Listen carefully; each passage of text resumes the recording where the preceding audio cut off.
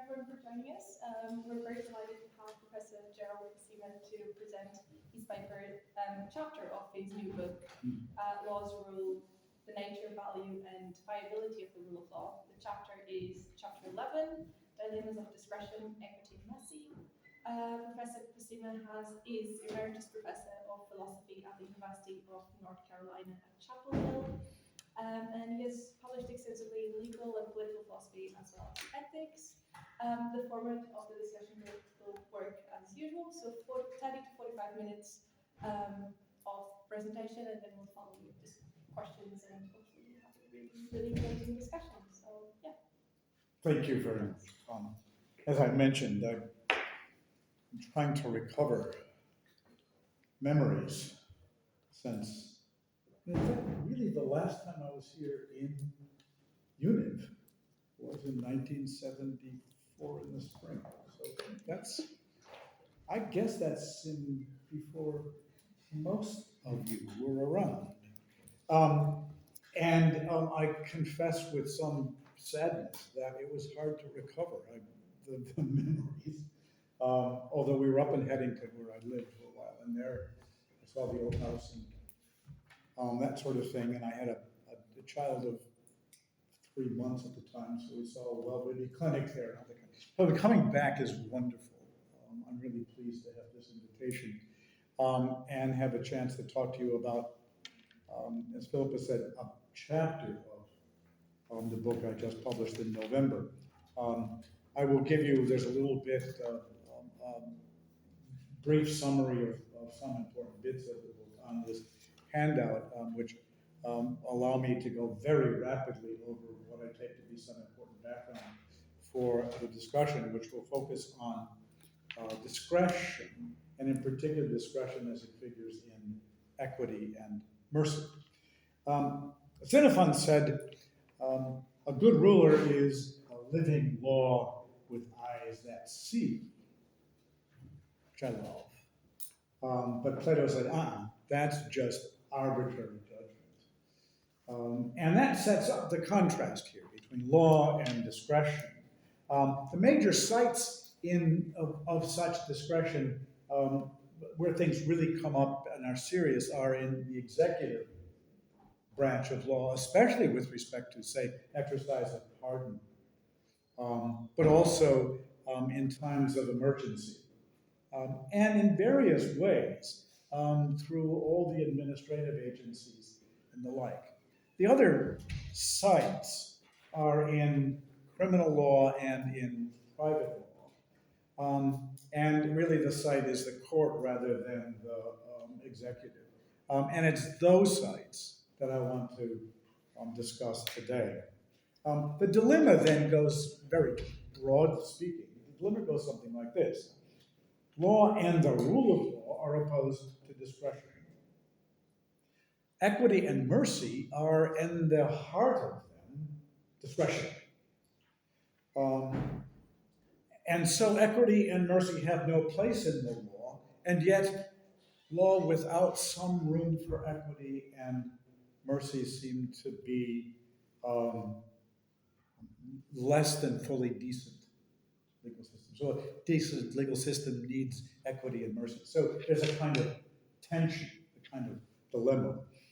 Now Kant said that a court of equity is a contradiction. He agreed with the maxim of Gerson that the strictest right is the greatest wrong. Summa jus, summa est in justitia. But he thought law has no remedy for that either. He concedes that equity sounds in justice and reason. Equity is a matter of real rights. Rights established by reason and heard and vindicated in the court of conscience, but not in a court of law. So that's kind of the picture, and I want to oppose Kant's view. Cook said, Sir Edward Cook said, that discretion is the capacity to discern between falsity and truth, between right and wrong, between shadows and substance, between equity and colorable glosses and pretenses, and not to do according to their wills and private affections. Discretion, he said, can and must be limited and bound with the rule of reason and law. So if we're to follow Cook, we must think that discretion doesn't go beyond or against law. It's a matter of discernment through the law in some way. So I want to argue here that the rule of law does not oppose discretionary judgment. It opposes arbitrary power. The purpose of the proper exercise of discretion is not arbitrary, I think, just when the agent is guided by intelligible public standards and occurs within a public institutional process and is answerable for the actions it takes on its discretionary judgment. So discretion is arbitrary only when it's unguided and publicly unaccountable. So my thesis then is that equity and mercy, rather than being opposed to law, are necessary complements of law and integral to the rule of law. To situate the discussion, especially as it's situated in my book, I want to take up just for a very brief moment a sketch of the idea of conception of rule of law that I articulate, elaborate, and defend over 150 or so pages in Law's Rule. The main idea is this. The core notion of the rule of law is concerned with the exercise of power. Martin Krieger, my good friend Martin Krieger, said the special disease of ruling power is that it is exercised, tends to be exercised in arbitrary ways. So opposition to the exercise of power is the aim that animates the rule of law. And against that disease, the rule of law proposes law as a cure.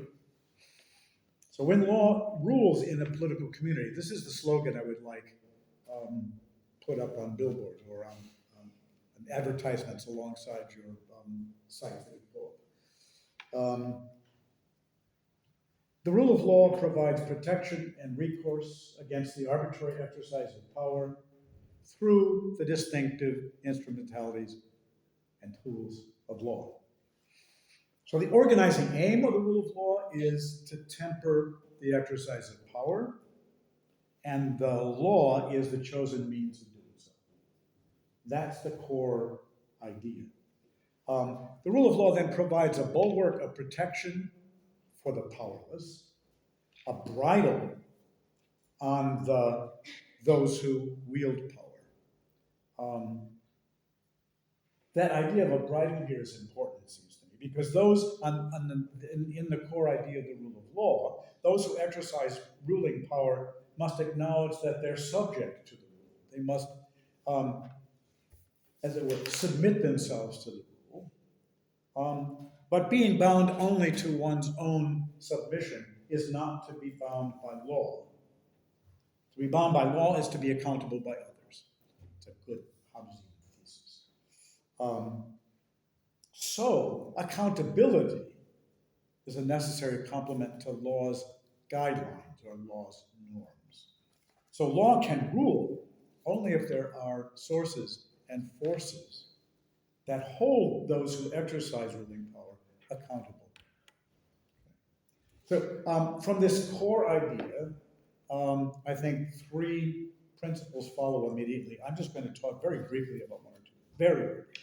One, the sovereignty of law. The main idea here is law rules. Law rules.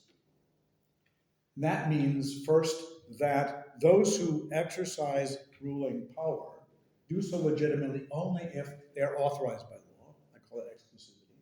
Secondly, they must rule through and with law, and the rule of law that imposes constraints on the nature of law, the usual kind of Fullerian generality, prospectivity, and the like. And a crucial element here, as you can now already anticipate, reflexivity. That is, those who govern with the law must themselves be governed by the law. There's reflexivity. That's the crucial principle. I also mentioned equality, but I'm going to skip that one now and go to what I take is the really um, um, the animating source of the rule of law, the animating spirit of the rule of law, and that's what I call fidelity. The idea is this: sovereignty requires that law rules, but law can't rule; only people do. So how is it that law can rule? And my argument in the book is that the rule of law includes not just formal and procedural and institutional standards of legality, it also requires an ethos, it's underwritten by an ethos that takes root in a political community, an ethos that comprises a set of relationships and responsibilities that are rooted in core convictions and commitments that are essential to the realization of the rule of law. I call that fidelity.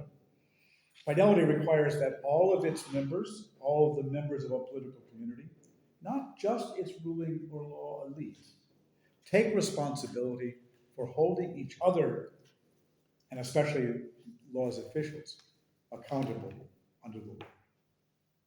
Fidelity is the animating spirit of the rule of law. Now, in law's toolbox, I'm just going to mention a couple of things here. I go through a longer list. The book, you might want to ask, what sort of tools does the law provide to do this tempering and constraining and holding power accountable? 3 or 4 main things I want to point out. One, laws are normative.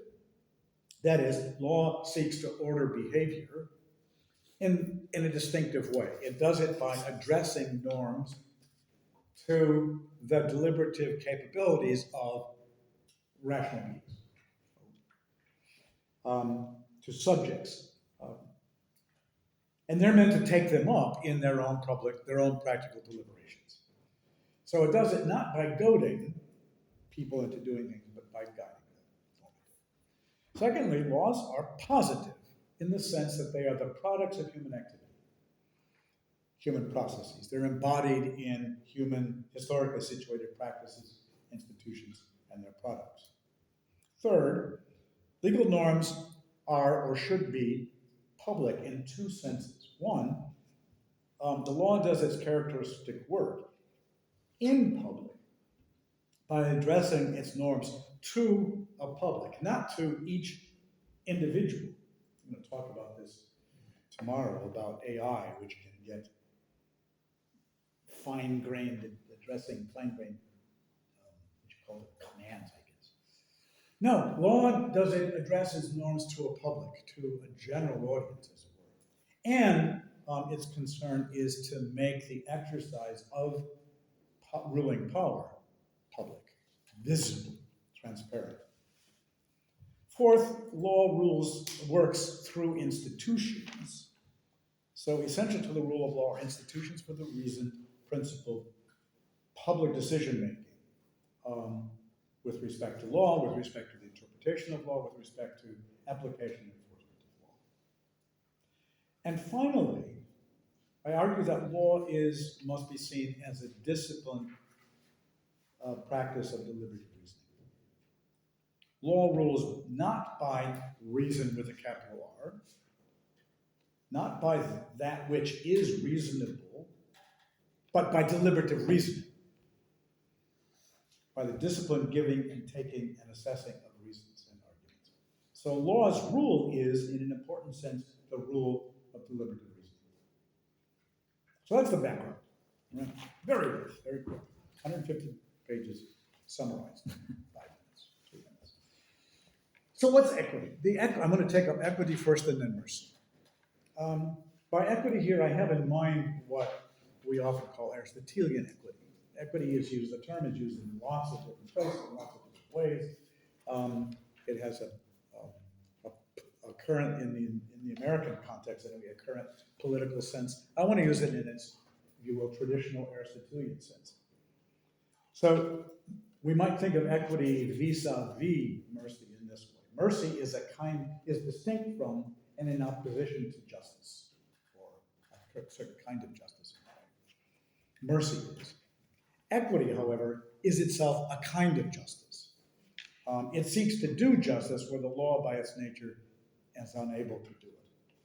That is, equity seeks to achieve particularized justice. It's sensitive to justice relevant to particular features that of the situation or relationships of parties, features that are beyond the capacity of the law to encompass. It aims to correct law, but not correct unjust or bad or awful law. We can assume that the law, for the purposes of understanding equity, law is reasonably good or decent. The problem is that it corrects law where law by its nature is unable to do the justice it aims to do. So we might want to say the equitable decision, is within the ambition of the law, but not within its reach. Because it can't pay attention to justice relevant considerations of situations, parties, and so on. So while mercy tempers justice within the framework of law, equity tempers law to achieve law's ambition of justice. So here's the challenge. Equity seems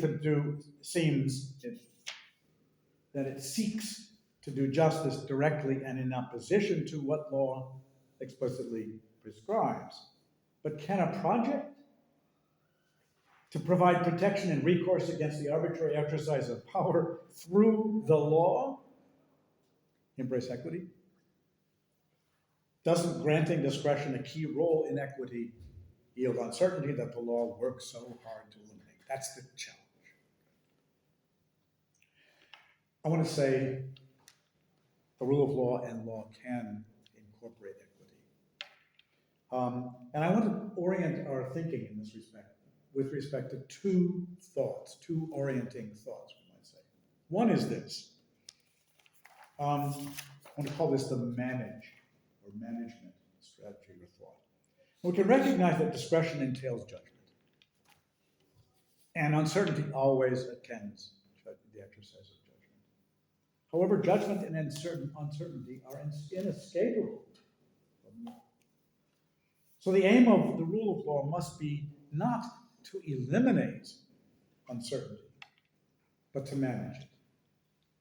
The key to managing uncertainty in the exercise of equitable judgment lies in two important features of equity jurisdiction. One, discretion does not preclude, but actually presupposes normative guidance. Moreover, this can be done, second, in ways that respect the rule of law's demands of publicness of deliberation and accountability. So manage uncertainty is one kind of issue. The other is, and this is the thought that's going to come back when we think of mercy as well, but with a different application. And that is law and equity, these two important, let's call them for now, virtues or ideals. Law and equity are subject to characteristic deformations.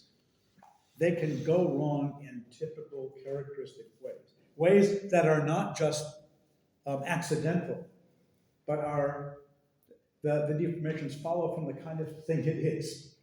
Okay, and they are structured in a way that they actually are complementary, that they can complement rather than compromise each other. They can correct the defects in the nature of each other. So laws, for example, laws proceed from an ex ante perspective. Equity proceeds ex post, typically, if not exclusively. And each benefits the polity, the political community, when they can work together in partnership, correcting the other and helping to avoid the otherwise inevitable deformations. So equity, if we focus solely on the complex, widely varying circumstances of particular cases, Xenophon's law with eyes, we can be blind to the larger systematic impact of decisions and the framework of justice. Xenophon's law with eyes can't do the job of upholding stable public standards for the community over time. So equity presupposes general and stable framework of law. However, law without equitable judgment suffers from a complementary form of myopia. It can be blind to the very conditions in which it seeks to realize its aims.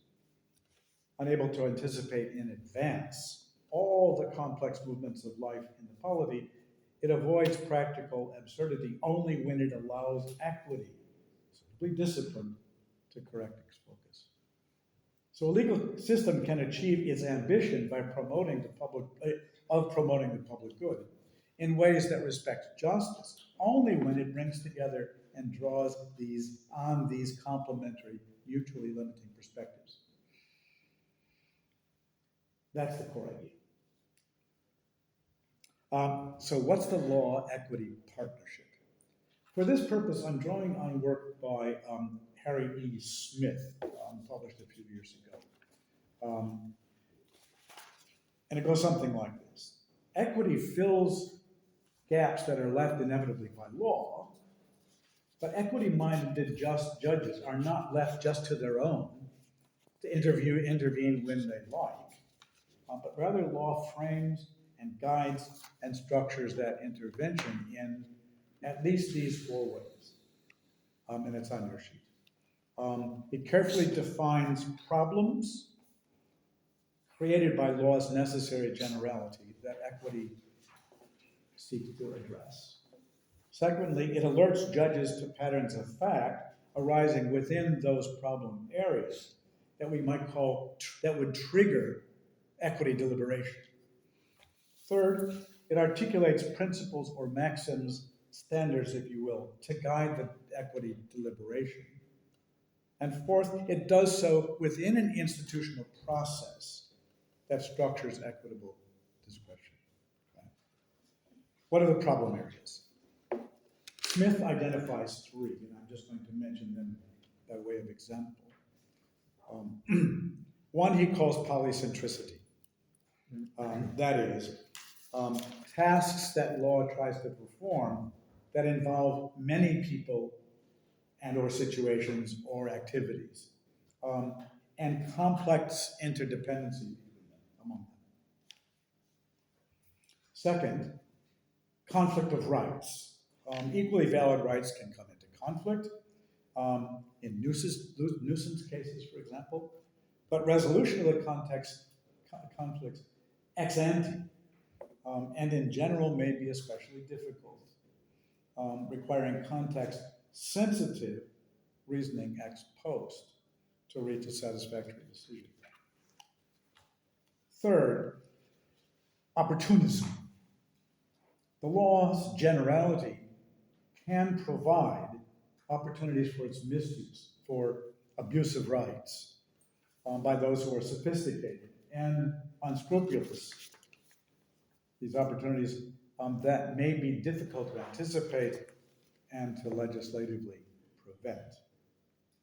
So those are the problem areas. The triggers are something like the following. When issues arise in one or more of these areas, equity deliberation is triggered by one or more of the following patterns.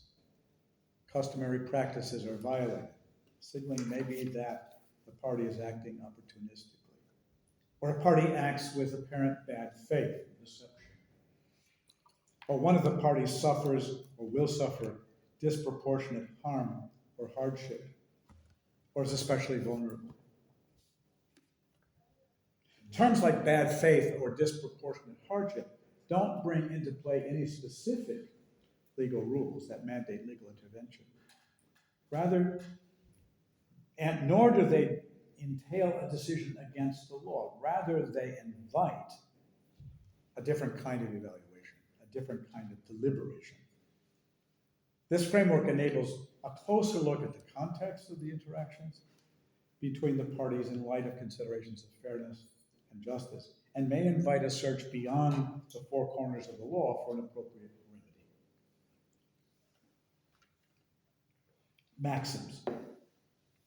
Equity deliberation is contextual.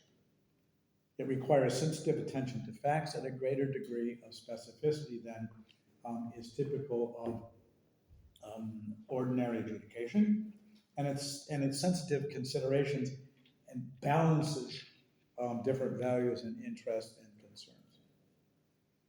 However, broad standards or maxims guide. Smith here mentions a few, and we can just give them again as examples. For example, equity regards substance rather than form.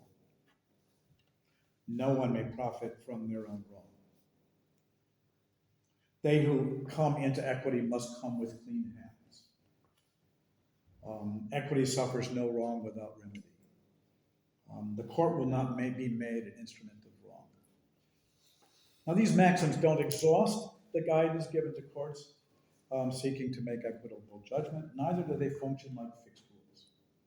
But they give reasoning a shape and direction.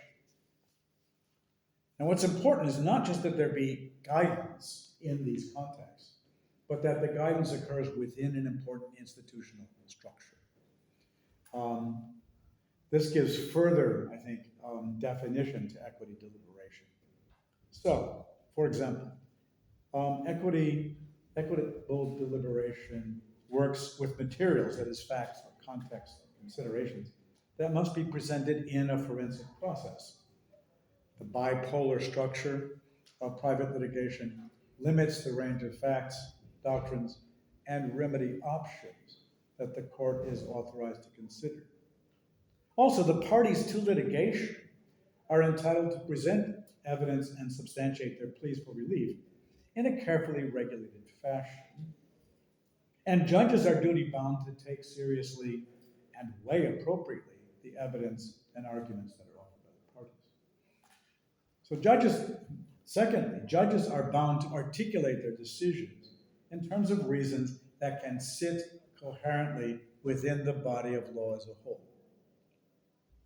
Even as they exercise discretion, judges must seek to render decisions that are and can be seen to be reasonable within the system of law. Third, they're bound to articulate these reasons in and to the public, responding to the evidence and arguments offered by the parties and demands of systemic integrity. So in this, I think, it secures accountability of the court's discretionary judgment. So in summary, the rule of law doesn't demand that we purge equity jurisdiction from our legal systems. Rather, it urges a productive partnership between the two complementary ambitions of law and equity. Now, the realization of the rule of law ideal approves of mechanisms for self-correction of the law. When law protects its own integrity, it serves the rule of law. But it's compromised when the law is turned against itself. Recognizing law limiting, but rule of law enhancing capacity of this robust partnership between law and equity is one such mechanism of self-correction. It also provides people with recourse against those who seek to use the cover of law to exploit or oppress them. So they look to law to protect them and to provide recourse against those who arbitrarily exercise power over them.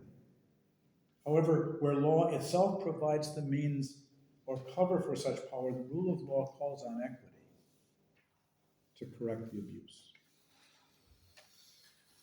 So that's equity. Mercy is different from equity, even though it also involves, in an essential way, the exercise of discretion.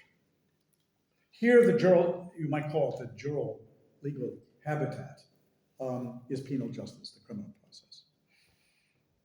The concept of mercy I want to use here, I think I put it on this sheet near the bottom. The concept of mercy I have in mind is this. Mercy is legally authorized exercise of discretionary and undeserved, that is, given the rules of law in place, mitigation of harsh penal treatment that's otherwise required by the law, that is, nevertheless, motivated by compassion for and granted for the sake of the recipient. In view of the special features of the offender's or those closely related to him or her situation, rather than culpability. So that's sort of on there. There are four further salient features of mercy that I think we need to keep in mind. One, there is an inevitable asymmetry between the mercy giver and the recipient, an asymmetry of power. We often talk about one being at the mercy of another. Secondly, motivation for mercy, this compassion, is nourished by self-reflection of the giver. That is, reflection on the fact that we are all fallible and vulnerable to obstacles to our moral flourishing, obstacles that may be prove too great for some of us. Matthew Hale of the 17th century said, "While my duty requires justice and possibly severity in punishing the offense, yet the sense of common humanity and human frailty should at the same time engage me to great compassion for the offender." Third, mercy, I want to stress this, mercy does not deny, ignore, or condone the wrong done. Rather, out of compassion, it mitigates the response to the wrong that is otherwise prescribed by law or justice. And finally, mercy by its nature tempers justice. Mercy and justice are independent values, and they can conflict. However, this conflict is not incidental to them. They don't just happen to conflict. I think there's a deep and important interconnection between them. So here's the mercy challenge. It's often said the legal order should do justice and leave mercy to heaven.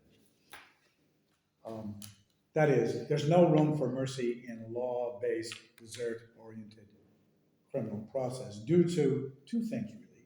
Its motivational source and its mitigating effect. Let me elaborate just briefly on those.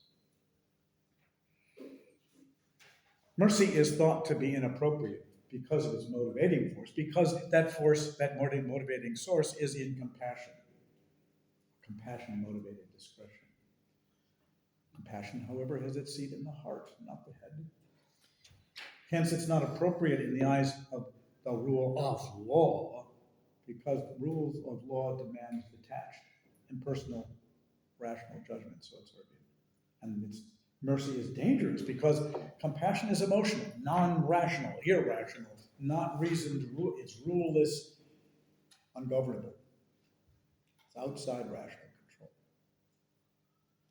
Furthermore, it's personal, and so it's idiosyncratic, so the argument goes, varying from person to person. And then, inevitably unfair. I mean, there's a mercy lottery, it's argued. You don't know whether, when you go before the court, you're going to get Judge Warmheart or Judge Stick by the Rules. It varies from judge to judge. It's a matter of luck. And in any case, mercy is vulnerable to bias and partiality. The mitigating effect, that's the motivating source problem, the mitigating effect problem argument is that mercy is dangerous because it's degrading. Due to the asymmetry of power between the mercy giver and the mercy receiver, mercy giving is inevitably laced with contempt. And it focuses on human weakness and suffering, and rather than moral autonomy, and so fails to recognize the dignity of the offender. My response to these initial objections is the following. First of all, mercy isn't necessarily irrational. Judgment spurred by compassion involves assessment of the seriousness of the recipient's suffering and the impact on their experience and lives, requires reflection on reasons, and is capable of guidance. Furthermore, it's not necessarily degrading. Compassion focuses on common vulnerabilities, that was Hale's thought, and shifting differences to the background and bringing home to the judge the plight of the potential beneficiary. Motivated by a keen sense of commonality, the mercy giver's exercise of power takes on a really different moral character. Rather than a threat to the dignity of the beneficiaries, it affords officials an opportunity to affirm common humanity. Also, it seems to me it's a mistake to think that dignity resides only in the exercise of moral autonomy. Human beings are embodied moral agents with human needs who depend on the world and other persons around them for their flourishing, for their moral flourishing, if you will, and for their ability to exercise their moral autonomy. So to recognize moral agency as if it were detachable from the rest of what makes us persons is to fail to recognize us as persons and to recognize, if you will, our dignity. Finally, my initial response is, mercy isn't necessarily unfair. Normally, we judge state actions as unfair. When we do so, we object to the harm that it unfairly imposes or the benefits that it unfairly denies, not just to the fact that the treatment is different. However, where mercy genuinely falls randomly, no harm is done to the offender. And those who are treated more harshly than the offender are treated as they deserve. To the offenders are treated differently, of course, but strictly speaking, no harm is done to them. However, and here's the however, the crucial one, harm or wrong may be done if the benefits are allocated in a way that follows, for example, that follows or reinforces invidious patterns of invidious discrimination. Mercy that tracks or reinforces marked patterns of invidious discrimination is morally compromised. It's mercy deformed. So this alerts us to an important fact. Mercy can go wrong. Mercy can be risky. Discretionary judgment can be ill-used. Mercy can be ill-judged. It can go wrong in at least three ways. One, systematic bias, as we just mentioned. Secondly, personal partiality, since compassion really involves taking up the perspective of another person, relating it to our own. It depends on our imagination, and our imagination is inevitably vulnerable to bias. Our imagination is always the horizon of it tends to be defined by our circle, our experiences, and the like. Trained under circumstances in which those who are like us is narrow, likely to give limited or narrow compassion. Third, compassion can degrade into pity. Pity is condescending. It looks to the need and the deficiency of the person. Compassion looks to the person in need, to the needs as they afflict and affect and potentially disable that person. To bring another's misfortune home, compassion draws on one's recognition of common vulnerabilities as well as common capacities. Proper focused compassion is not condescending, but pity is a morally deformed form. It's a deformation of compassion. And yet the deformation of compassion into pity is not uncommon, especially in context of significant asymmetry of power. So while mercy in the criminal process system is not necessarily unfair or biased or condescending or demeaning, it can be. Merciful judgments can recognize and affirm the dignity of offenders, but mercy in the criminal system is vulnerable to distortion or deformation. So if mercy is to have a chance of being consistent with law and with the rule of law's demands, it must not only temper justice, season justice, it must itself be seasoned, tempered. So how do we do that?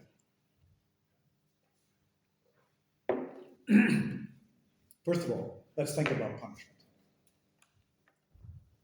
I want to define punishment this way. There are lots of ways of defining it, but this is a common one, and for our purposes, it'll give you what we need. Punishment, as I understand it, is the deliberate, harsh treatment or infliction of pain or loss by agents of the state on an offender because of the wrongness of the offense. However, we all recognize that deliberately inflicting pain or loss on another person is prima facie morally wrong, morally prohibited. So if there's going to be justified punishment, there must be compelling reasons that justify the whole institution of punishment.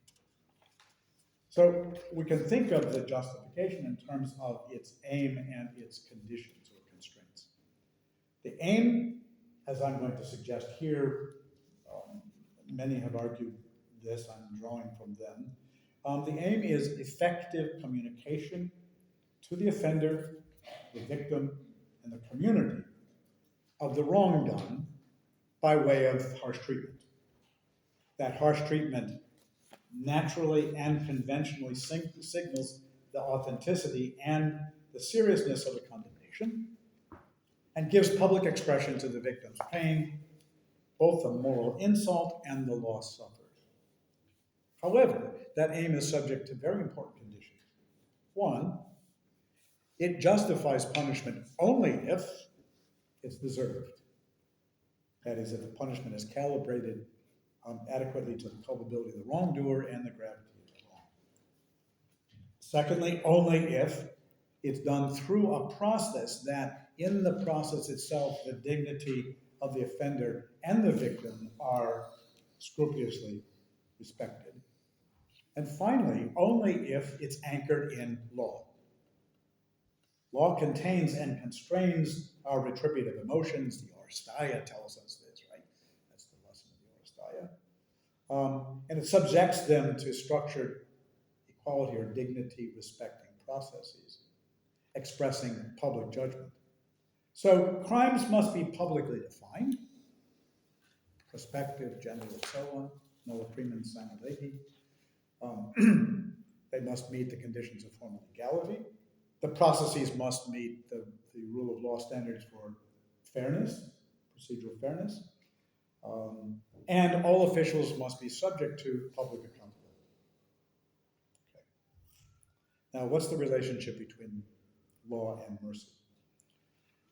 Again, recall the thought that helped us think about equity, and that is that law and equity are complementary. They are in possible conflict, but they're potential complementary virtues. They're distinct, they can conflict, but they can be complements. The same thing is true with respect to mercy and law. They are mutually limiting and complementary. Mercy corrects the deformations of law-based deserts, justice. But law corrects the deformations of mercy's discretionary, what I call mitigating grace. Each focuses on a different aspect of the criminal process. So what I want to do in the remaining comments is to look at law's deformations and how mercy corrects them, and mercy's deformation and how law can correct them. That's the structure. The deformations of law. As I said, the Oresteia tells us this story, right? That law civilizes our otherwise vengeful passions, keeping them under control and directing them to a constructive purpose. Yet they're subject to a kind of deformation that's due to the very nature of this approach. The control depends on what we might call a strategy of abstraction. Criminal law and the criminal process, the process of criminal adjudication, focuses exclusively on offenses, the offender's culpability, and on the victim's injury. This formal structure funds a kind of egalitarian dimension of criminal justice. Criminal justice, when it's done right, is, as we like to say, no respecter of persons.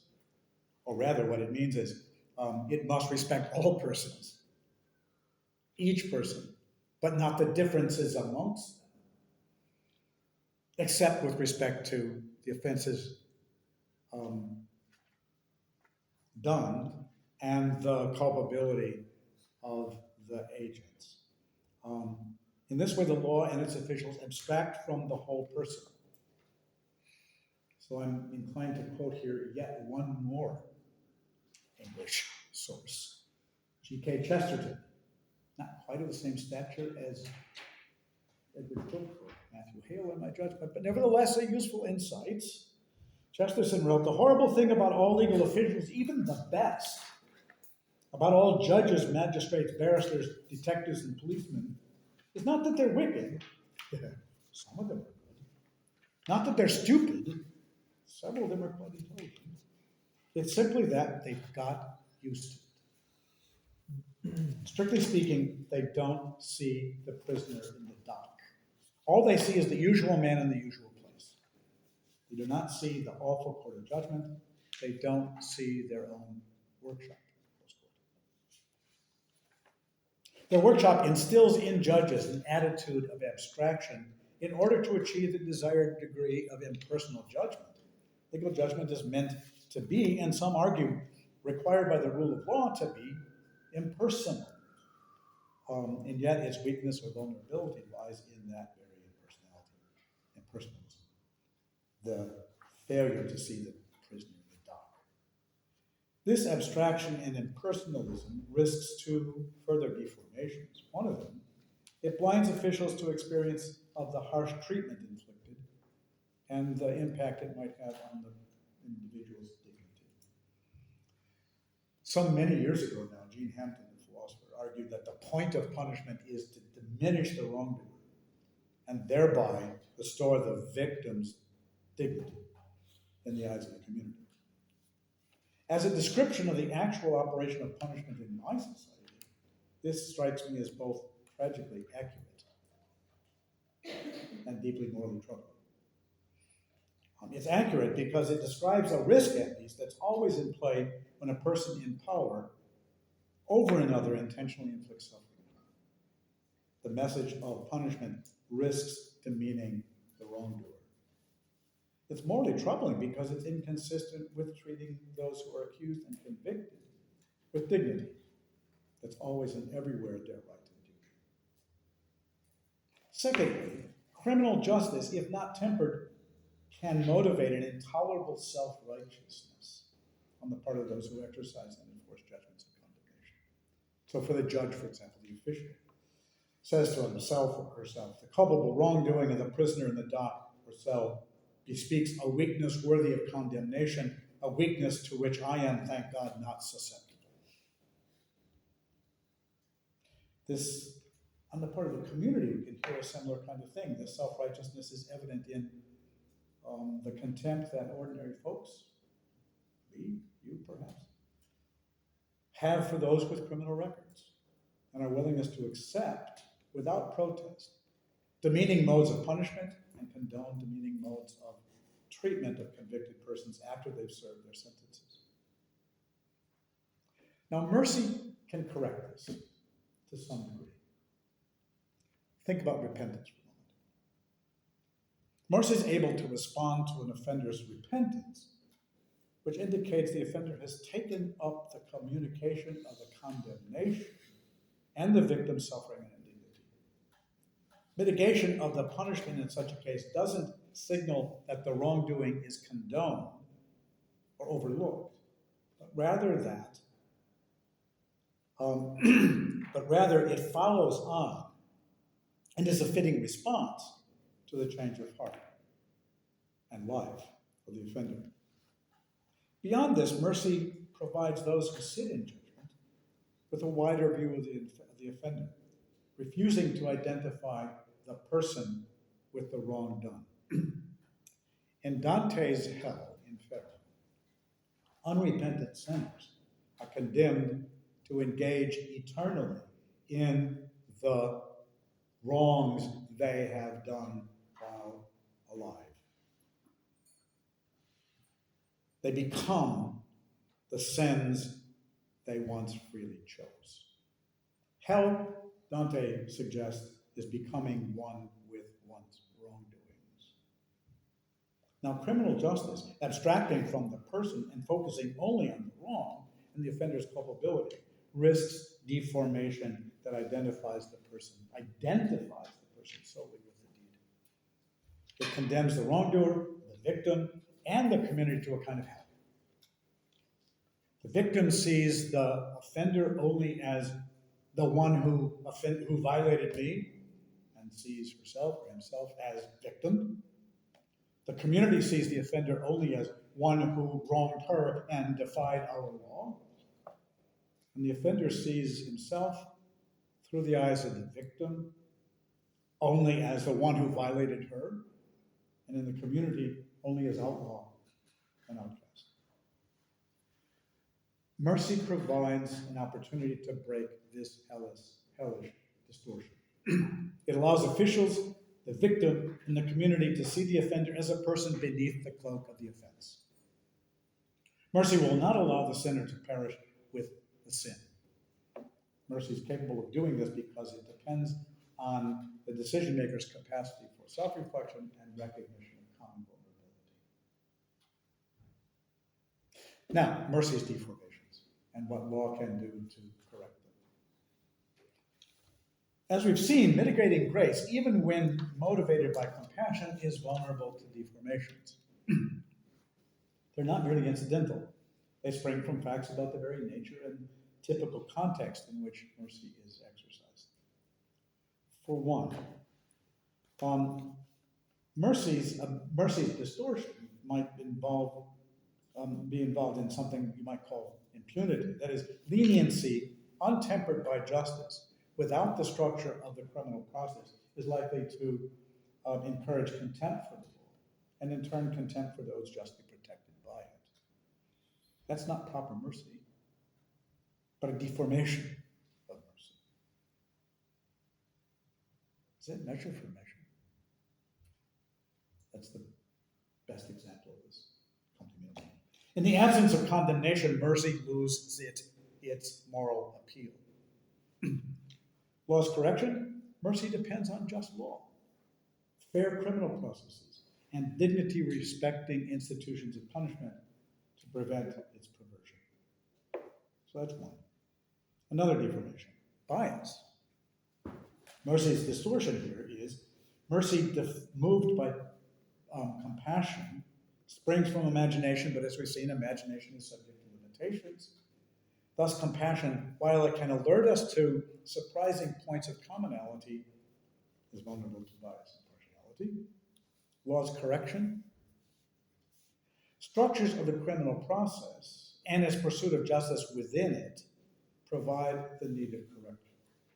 Focusing on the moral agency of the offender to the exclusion of factors that might otherwise cloud our judgment encourages a kind of egalitarian attitude that enables us to look beyond the limits of our own family circle, to expand the scope of those like me. You might say the criminal process here involves a kind of education of contempt. Mercy's distortion here is the fact that mercy is always exercised in the context of an asymmetric power makes it vulnerable to corruption. Since the potential beneficiary of mitigation is at the mercy of the mercy giver, it's not in a position to demand merciful treatment as a matter of right, of leniency publicly and grandly given, can convey a message of condescension and even contempt. In this case, mercy deformed looks only at the need and is blind to the person in need. Here, law's correction is, again, we can avoid or limit the risk of this, where mercy deliberation and mercy giving take place in an institutional context in which the offender's dignity and rights are respected and protected, and only after proper judgments of culpability are made. Leniency showed by those in position of power, but not constrained by justice, isn't mercy, but a deformation of it. Just as law and justice need mercy to steer away from their deformation, so mercy depends on a secure framework of legal justice to protect it from its limitation. So we have to focus on the institutional structure for the exercise of mercy. Since mercy and justice are complementary values, tempering each other, they can only do so when the institutions that seek to realize them are structured in such a way as to give effect to their complementarity. The details of such wise institutional design are beyond my capability. Let me just mention a couple of broad principles. First, litigation must make room for, in the criminal law and the adjudication process, for constrained mercy. For example, it must replace strict schedules of mandatory sentences with broader standards that, with outer bounds of to guide judgment, steering judgment away from predictable sources of bias or prejudice or distortion. Secondly, considerations of the demands of justice and the counsels of mercy should proceed in sequence. So determination of the offender's guilt and the punishment deserved should be made in a process that publicly recognizes and respects the dignity of the accused and gives due consideration to the injuries and losses of victims. Only then should judges take up discretionary consideration of the offender's story, and only within the guidelines and subject to the protections that mercy-minded legislation puts in place. Mercy does not supplant public condemnation. Rather, when it is appropriate, mercy takes up the further matter of what form this condemnation will take. Third, it must be clear to the offender, the victim, and the community at large that judges and other officials can act only with the authority of law and in the name of the community as a whole. They do so only when they give their verdicts, not only when they give their verdicts, but also when they extend mercy in determining the sentence that should be served. So, officials must make and justify merciful judgments publicly in mercy-relevant terms that are publicly accessible and accessible. And those who make these judgments must be subject to the mechanisms of accountability. Guidelines for exercising of mitigating grace, mercy, and a process by which officials are held to those guidelines are needed if mercy is to be accorded a proper place within the criminal process. So let me conclude. I think Kant was mistaken. Court of equity and equity in a court of law is not a contradiction. Mercy is not an intrusion in a just and decent criminal process. On the contrary, Gerson was correct, summa jus, summa est in justitia. The greatest, strictest right is the greatest wrong. There is room in just and decent law for equity and mercy, if they are carefully ordered within the law. If we see the matter in this way, mercy and equity do not represent challenges to the rule of law. Neither does the rule of law stand opposed to them. Absolutely. Rather, they pose, mercy and equity, pose a challenge for us who are committed to the rule of law. The challenge is to design institutions and nurture practices that adequately combine these values and recognize their complementarity. That's it. Thank you.